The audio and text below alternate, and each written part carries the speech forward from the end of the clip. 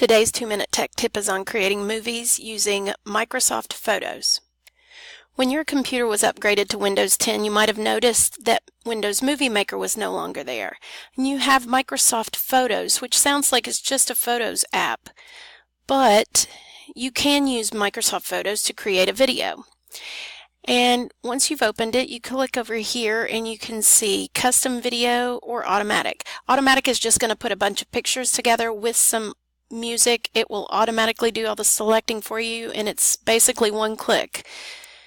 But what you probably would want is a custom video.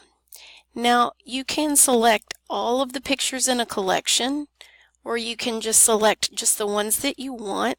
These are pictures that I had found earlier, and then you say create. So your students have already gone through and found all the photos that they want, and they've already written their timeline. You name it, and then you say OK. Now, the pictures that you imported are all down here in the timeline, and you can click and drag and rearrange those as you want.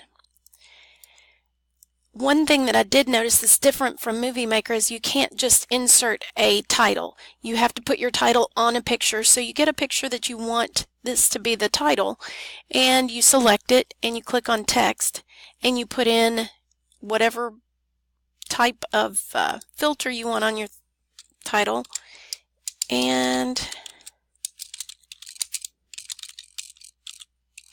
so there it is. You can click where you want it to be, for example there, or in the middle, and then you say done, and you can put text over each of these. So if you have facts to go with these, you can also, if you want to add one at the end to put credits, you can repeat pictures.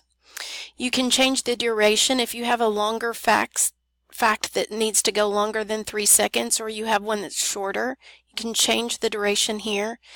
Lots of different filters and different things there, 3D effects, and then you can add audio either by narration, or you can just add music, which they already have. You pick one, you say done. If you want to watch your video from the beginning, you play and it will show the video. Notice that it made these 2 seconds and that one 1, so it automatically put that in there. I can change that duration if I want. Once you're finished, export or share, and it saves the file as an MP4 in your Photos folder. So that's a great resource to use with students if they're doing book trailers or explanatory videos. Hope you found today's tech tip helpful.